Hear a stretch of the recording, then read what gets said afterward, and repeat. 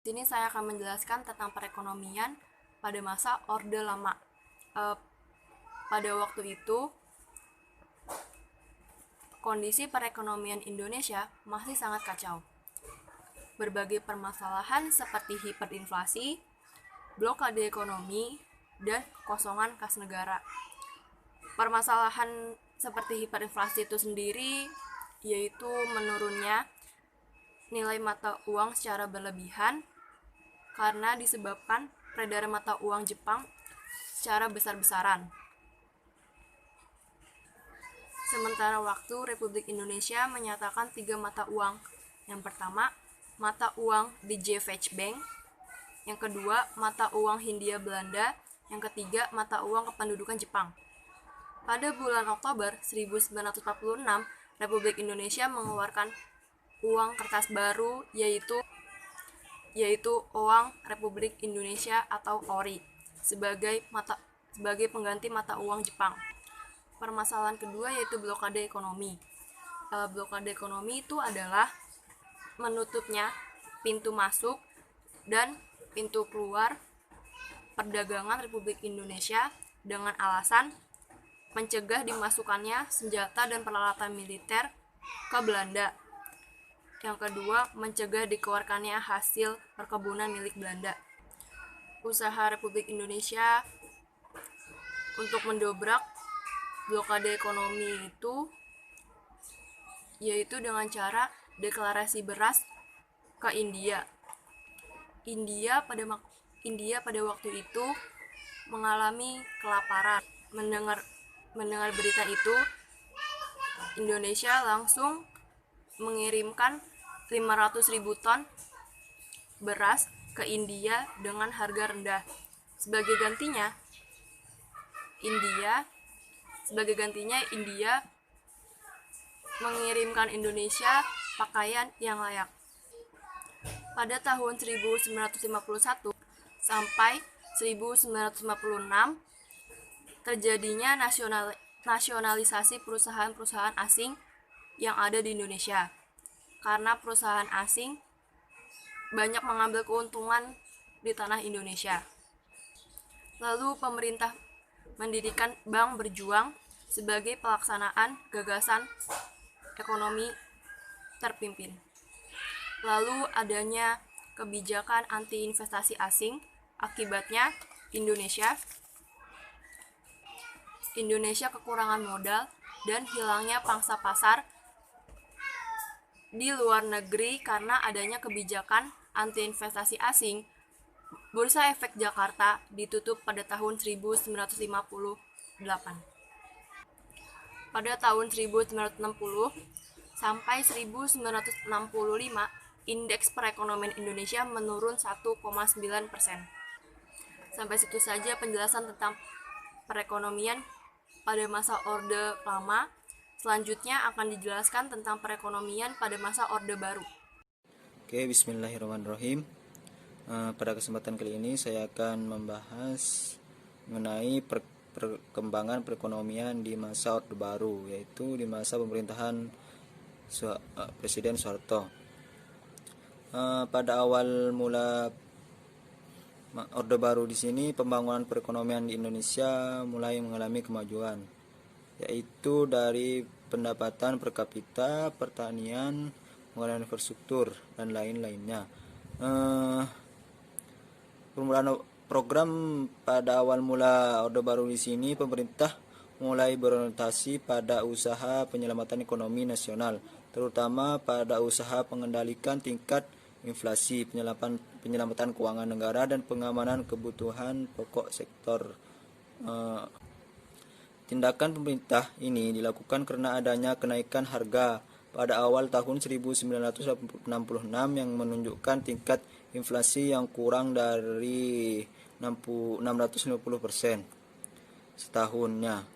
Hal itu menjadi penyebab kurang lancarnya program pembangunan yang telah direncanakan pemerintah. Menanggapi hal tersebut, pemerintah mulai menerapkan tetapan MPRS tentang pembaruan kebijakan ekonomi. keuangan, dan pembangunan, yang diantaranya mengandung tentang mendorong kemacetan ekonomi dan memperbaiki sektor-sektor yang menyebabkan kemacetan tersebut, seperti rendahnya penerimaan negara, tinggi dan tidak efisiennya pengeluaran negara, serta terlalu banyaknya tindakan produktif ekspansif kredit bank. Berikutnya yaitu mengenai dibirokrasi untuk memperlancar kegiatan perekonomian. Yang terakhir berorientasi pada kepentingan produsen kecil. Untuk melaksanakan langkah-langkah tersebut, hal yang perlu dicapai oleh pemerintah yaitu mengadakan operasi pajak, cara penghutang pajak baru bagi pendapatan perorangan dan kekayaan dengan menghitung pajak sendiri dan menghitung pajak orang. Pemerintahan lalu melakukan pola umum pembangunan jangka panjang yaitu sekitar 25 sampai 30 tahun yang dilakukan secara periodik 5 tahun yang disebut pelita pembangunan 5 tahun. Pelita di sini berlangsung dari pelita 1 sampai pelita 6.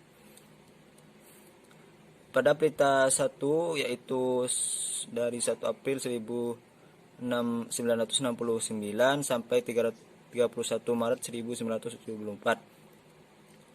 Beberapa sasaran yang hendak dicapai pada pelita 1 di sini yaitu sandang pangan dan perbaikan prasarana, perumahan rakyat dan perluasan lapangan kerja dan kesejahteraan rohani. Pelita 1 lebih menitik beratkan pada sektor pertanian. Beberapa keberhasilan dari pelita 1 di sini yaitu produksi beras mengalami kenaikan rata-rata 4% setahun. Banyak berdirinya industri pupuk, semen, dan tekstil. Perbaikan jalan raya, banyak dibangun pusat-pusat tenaga listrik. Semakin majunya sektor pendidikan. Lanjut pada pelita 2 yaitu pada 1 April 1974 sampai 31 Maret 1979. Sasaran yang hendak dicapai pada masa ini adalah pangan, sandang, perumahan, sarana dan prasarana, mensejahterakan rakyat dan memperluas lapangan kerja. Pelita 2 juga berhasil meningkatkan pertumbuhan ekonomi rata-rata 7% setahun. Perbaikan dalam hal irigasi di bidang industri juga terjadi kenaikan produksi. Lalu banyak jalan dan jembatan yang direhabilitas dan dibangun. Lanjut pada pelita 3 yaitu 1 April 1979 sampai 31 Maret 1974. Di pelita 3 di sini pemerintah lebih menekankan pada trilogi pembangunan. Asas-asas pemerintahan dituangkan dalam pelita tersebut dan berbagai langkah kegiatan pemerintah seperti pemerataan pembagian kerja, kesempatan kerja, memperoleh keadilan, pemenuhan kebutuhan sandang, pangan, dan perumahan serta lainnya. Lanjut pada pelita 4 yaitu pada 1 April 1984 sampai 31 Maret 1989. Pada pelita 4 di sini yang dititik beratkan pada sektor pertanian menuju swasembada pangan dan meningkatkan industri yang dapat menghasilkan mesin industri tersebut. Berapa hal yang dicapai pada pelita 4 di sini yaitu swasembada pangan. Pada tahun 1984 Indonesia berhasil mendapatkan penghargaan dari FAO yaitu Organisasi Pangan dan Pemerintahan Dunia karena berhasil memproduksi beras sebanyak 245,8 ton. Hal ini merupakan prestasi besar bagi Indonesia. Selain swasembada pangan, pelita 4 juga dilakukan program KB dan rumah untuk keluarga. Lanjut yang terakhir yaitu pelita 5. Di pelita 5 di sini banyak sektor seperti pertanian dan industri dimantapkan dan swasembada pangan mulai ditingkatkan, produksi pertanian lainnya serta penghasilan barang dan ekspor. Dan untuk tahap pembangunan jangka panjang yang kedua di sini yaitu dari pelita 6 yang diharapkan akan memulai memasuki proses tinggal landas Indonesia untuk memacu pembangunan dengan kekuatan sendiri demi menuju terwujudnya masyarakat yang adil dan makmur berdasarkan Pancasila. Oke, sekian dulu dari saya. Pemerintahan Orde Baru di bawah kepemimpinan Presiden Soeharto berjalan cukup lama. Secara umum, negara terdampak tenang damai, perekonomian juga cukup berkembang walaupun belum optimal. Namun terjadinya krisis moneter tahun 1997 sampai 1998 menjadi awal runtuhnya pemerintahan Orde Baru. Diawali dari ketidakstabilan ekonomi Asia yang kemudian berdampak pada perekonomian Indonesia. Nilai tukar rupiah mulai melambung naik dan diikuti oleh inflasi, serta harga bahan kebutuhan pokok ikut naik. Keadaan tersebut membuat masyarakat menjadi tidak puas dengan kinerja pemerintah. Terjadi berbagai macam kerusuhan, khususnya di ibu kota Jakarta. Kerusuhan tersebut kemudian memicu mundurnya Presiden Soeharto dari kursi kepemimpinan Orde Baru. Secara rinci, berikut kronologi jatuhnya pemerintah Orde Baru. 1 sampai 11 Maret 1998, Soeharto kembali terpilih menjadi presiden dan dilantik dalam sidang umum MPR 1998. Maret sampai Mei 1998 terjadi demonstrasi menuntut mundurnya Soeharto. Demonstrasi tersebut terjadi di Jakarta, Yogyakarta, Surabaya, Makassar, dan lain-lain.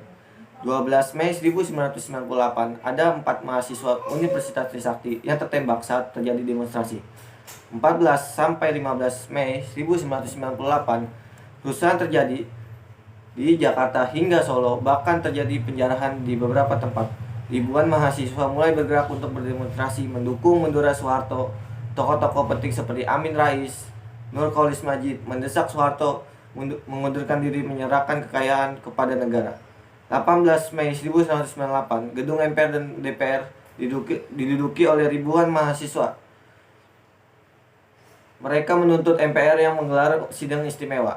19 Mei 1998, Soeharto mengundang beberapa tokoh untuk membentuk Kabinet Reformasi Pembangunan. Saat itu, Soeharto masih belum mau mengundurkan diri. 20 Mei 1998, Soeharto menyatakan pengunduran diri jadi Presiden RI. Posisinya kemudian diganti oleh Profesor Dr.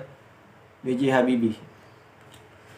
Setelah Soeharto turun, maka pemerintahan Orde Baru berakhir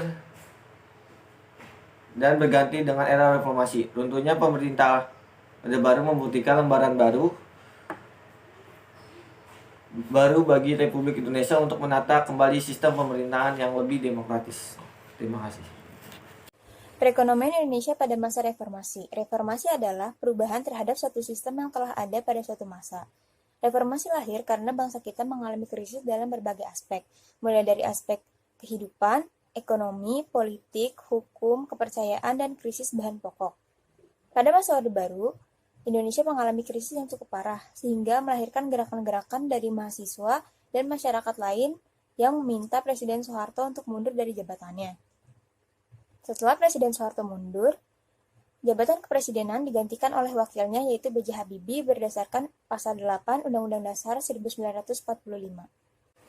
Masa pemerintahan B.J. Habibie tahun 1998 sampai 1999. Pada masa pemerintahannya, ia mendirikan Kabinet Reformasi Pembangunan dan melakukan upaya-upaya dalam bidang perekonomian di Indonesia. Yang pertama, merekapitulasi perbankan dan menurunkan inflasi. Yang kedua, merekonstruksi perekonomian nasional. Yang ketiga, melikuidasi bank-bank bermasalah. Yang keempat, membentuk Badan Penyihatan Perbankan Nasional. Yang kelima, menaikkan nilai tukar rupiah terhadap dolar Amerika hingga di bawah Rp10.000. Yang keenam, mengesahkan Undang-Undang Nomor 5 Tahun 1999 tentang larangan praktik monopoli atau persaingan tidak sehat. Yang ketujuh, mengesahkan Undang-Undang Nomor 8 Tahun 1999 tentang perlindungan konsumen.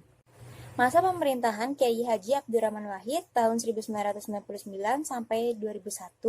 Pada masa pemerintahannya, kondisi perekonomian Indonesia mulai mengarah kepada perbaikan, dengan pertumbuhan PDB yang mulai positif walaupun tidak jauh dari 0%, dan laju inflasi dan suku bunga Indonesia yang merendah sehingga membuat kondisi moneter di Indonesia mulai stabil. Dan pada tahun 2000, laju pertumbuhan perekonomian Indonesia mencapai hampir 5%. Namun, hubungan pemerintah di bawah pimpinan Kiai Haji Abdurrahman dengan IMF menjadi kurang baik dikarenakan beberapa masalah. Seperti amandemen Undang-Undang Nomor 23 Tahun 1999 tentang Bank Indonesia, penerapan otonomi daerah, dan revisi APBN 2001 yang terus tertunda. Politik dan sosial yang tidak stabil membuat investor asing enggan untuk menanamkan modal di Indonesia. Makin rumitnya persoalan ekonomi ditandai dengan pergerakan indeks harga saham atau IHSG yang cenderung negatif bahkan merosot hingga 300 poin, dikarenakan lebih banyaknya kegiatan penjualan daripada pembelian dalam perdagangan saham di dalam negeri. Masa pemerintahan Megawati Soekarno-Putri tahun 2001 sampai 2004. Pada masa pemerintahannya, ia menghadapi masalah-masalah yang mendesak untuk dipecahkan, yaitu masalah pemulihan ekonomi dan penegakan hukum. Kebijakan-kebijakan yang ditempuh untuk mengatasi persoalan-persoalan ekonomi antara lain: 1. Meminta penundaan pembayaran hutang sebesar 5,8 miliar US$ pada pertemuan Paris Club ketiga, dan mengalokasikan pembayaran hutang luar negeri sebesar 116,3 triliun rupiah. Yang 2. Kebijakan privatisasi BUMN. Privatisasi adalah penjualan perusahaan negara di dalam periode krisis dengan tujuan untuk melindungi perusahaan negara dari intervensi kekuatan-kekuatan politik dan mengurangi beban negara. Hasil penjualan itu berhasil menaikkan perekonomian Indonesia menjadi 4,1%, namun hal tersebut memunculkan kontroversi karena BUMN diprivatisasi kepada perusahaan asing. Ketiga, direalisasikan berdirinya KPK, Komisi Pemberantasan Korupsi. Tapi belum ada gebrakan konkret dalam pemberantasan korupsi. Meski ekonomi Indonesia mengalami banyak perubahan, seperti nilai tukar rupiah yang menjadi lebih stabil, namun Indonesia pada masa pemerintahan Megawati Soekarno-Putri tidak menunjukkan perubahan yang berarti di dalam bidang-bidang yang lain. Assalamualaikum warahmatullahi wabarakatuh. Perkenalkan, nama saya Anita Novitasari. Saya dari kelompok 3. Di sini saya akan menjelaskan tentang perekonomian Indonesia pada masa pemerintahan Susilo Bambang Yudhoyono. Pada masa pemerintahan Indonesia Bersatu Jilid 1, era Susilo Bambang Yudhoyono dan Yusuf Kala disebut dengan pemerintahan gotong royong. Ada beberapa kebijakan pada masa Jilid 1 ini, yaitu diantaranya: 1. Mengurangi subsidi BBM dan mengalokasikannya kepada sektor pendidikan, kesehatan, dan pada sektor bidang lainnya yang menunjang kesejahteraan masyarakat. 2. Adanya program bantuan langsung tunai atau yang disebut dengan BLT kepada masyarakat miskin. Ketiga, adanya program PNPM Mandiri dan Jamkesmas. Sejak tahun 2005 sampai dengan 2009, inflasi ditekan menjadi 1 digit dari 17,11% di tahun 2005 menjadi 6,96% di tahun 2009. Strategi tagline pembangunan ekonomi SBY berbunyi Propor, Projob, Progrow, dan Pro-Informan. Dapat diwujudkannya menurun angka kemiskinan di Indonesia dari 31,1 juta menjadi 31,02 juta di tahun 2009. Memasuki tahun kedua jabatan SBY hadir dengan terobosan pembangunannya berupa Master Plan Percepatan dan Perluasan Pembangunan Ekonomi atau yang disebut dengan MPE 3EI. Pemerintahan Indonesia Bersatu Jilid 2, SBY dan Budiono melakukan 4 kebijakan bersama dengan Bank Indonesia, yaitu BI Rate, nilai tukar rasional, serta kebijakan makroprudensial untuk pengelolaan likuiditas dan makroprudensial lalu lintas sosial. Pada saat krisis global pada tahun 2009, negara superpower seperti Amerika Serikat, Jepang berjatuhan, Indonesia justru mampu mencetak pertumbuhan positif sebesar 4,5%. Pada masa ini menjadikan Indonesia sebagai salah satu negara pilihan tempat berinvestasi. Indeks negara saham indeks harga saham gabungan atau yang disebut dengan IHSG mencapai rekor tertinggi sepanjang sejarah dengan menembus angka 3,800. Adapun kegagalan pada saat pemerintahan Susilo Bambang Yudhoyono jilid 1 yaitu antaranya 1. Rancangan Undang-Undang Pengadilan Tindakan Pidana Korupsi atau yang disebut dengan RUU Pengadilan Tipikor. 2. Kekuatan TNI yang semakin rapuh, baik dari sarana dan prasarana, mampu kesejahteraan prajurit. 3. Indeks kemiskinan pada tahun 2008 berkisar 20,3%. 4. Terlihat dengan jumlah utang dalam negeri dari tahun 2001 sampai dengan 2009 yang meningkat. Dengan masa bakti Susilo Bambang Yudhoyono dan Yusuf Kala di tahun 2004 sampai dengan 2009. BLT yang terasa hanya nikmat yang sesaat. BLT tidaklah memberikan solusi atas semua itu, namun memperparah perekonomian negara dan membudayakan sifat malas di kalangan masyarakat. Adapun kegagalan pada masa pemerintahan SBY jilid 2 yaitu diantaranya kementerian asuhannya yang terlibat skandal korupsi seperti Kemenketras, Kemendiknas, dan Kemenpora. Pemerintahan gagal menyelesaikan karut-marut masalah TKI, tidak bisa menyelesaikan kasus pembunuhan aktivis HAM Munir. Produktivitas kinerja Menteri di KIB jilid 2 menurun. Proses penyelesaian kasus mafia pajak sangat tebang pilih. Mungkin itu saja yang bisa saya sampaikan. Terima kasih. Ekonomi pada masa pemerintahan Joko Widodo dan Yusuf Kala. Pada 20 Oktober tahun 2014, Joko Widodo dan Yusuf Kala dilantik menjadi Presiden dan Wakil Presiden Republik Indonesia yang ke-7. Pada pemilu tahun 2014, Joko Widodo berjanji akan meningkatkan pertumbuhan ekonomi Indonesia mencapai 7%.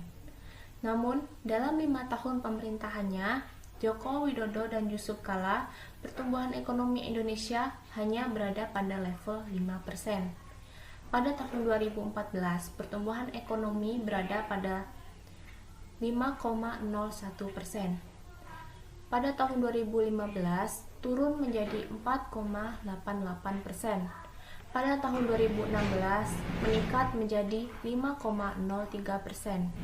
Pada tahun 2017, ekonomi bertumbuh menjadi 5,07%. Pada tahun 2018, menguat sebesar 5,17%. 6 bulan pertama pada tahun 2019, pertumbuhan ekonomi tercatat 5,06%. Bank Indonesia mengakui pertumbuhan ekonomi Indonesia mengalami perlambatan sepanjang tahun 2014. Hal ini dikarenakan penurunan ekspor dan pelemahan ketahanan energi, sehingga pertumbuhan ekonomi terkendala defisit neraca berjalan. Pertumbuhan ekonomi Indonesia bergerak melambat pada tahun 2014, semakin diperparah pada tahun 2015. Tahun 2015, kondisi global yang belum kondusif menyebabkan pembatasan kinerja ekspor Indonesia serta lingkungan suku bunga Indonesia yang masih tinggi. Selain itu, kenaikan harga BBM bersubsidi berpotensi inflasi tinggi.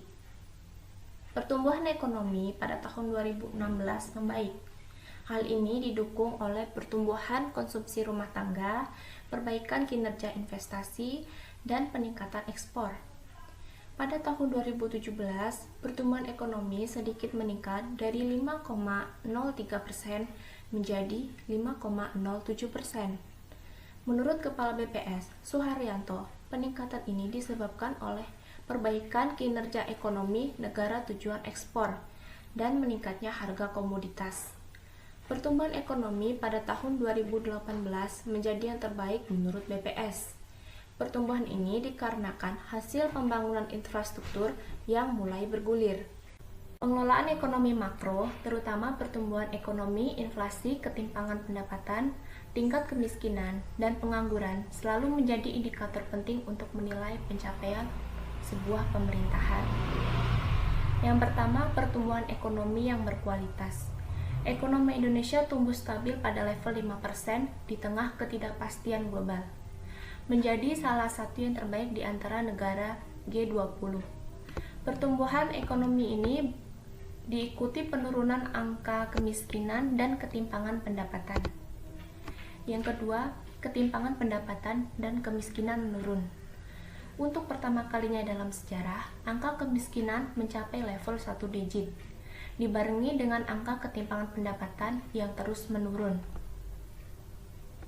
Harga-harga terkendali dan daya beli masyarakat terjaga. Inflasi rendah pada level 3%, sehingga daya beli masyarakat terjaga dan terus tumbuh. Merupakan angka rata-rata yang terendah dalam satu periode pemerintahan sejak era reformasi. Yang ketiga, penciptaan lapangan kerja dan penurunan pengangguran. 11,21 juta lapangan pekerjaan tercipta selama tahun 2015 sampai tahun 2019. Seiring dengan pertumbuhan ekonomi yang stabil, angka pengangguran ini terus menurun terendah sejak 20 tahun terakhir. Yang keempat, realokasi subsidi energi untuk belanja yang lebih produktif. Sejak tahun 2015, alokasi sumber energi dikurangi, dialihkan untuk belanja produktif seperti infrastruktur, kesehatan, dan pendidikan. Subsidi tepat sasaran mendorong produktivitas dan pemerataan ekonomi. Yang kelima, defisit menurun anggaran mandiri. Rasio defisit anggaran dan defisit keseimbangan primer terhadap PDB terus membaik. APBN semakin mandiri, lebih mengandalkan sumber pendapatan dalam negeri. Yang keenam, penerimaan pajak dan komitmen pembangunan daerah. Penerimaan pajak terus meningkat sejalan dengan perbaikan sistem perpajakan. Hal ini mendorong komitmen pemerintah membangun daerah melalui peningkatan transfer ke daerah dan dana desa. Yang ketujuh, utang pemerintah aman dan dikelola dengan hati-hati. Utang pemerintah dikelola untuk mendukung peningkatan belanja produktif. Rasio utang terhadap PDB aman, jauh di bawah ketentuan Undang-Undang Keuangan Negara maksimal sebesar 60% PDB. Yang kedelapan, sektor moneter dan keuangan terkendali. Cadangan devisa Indonesia tinggi dan aman, setara dengan pembiayaan 7,1 bulan impor.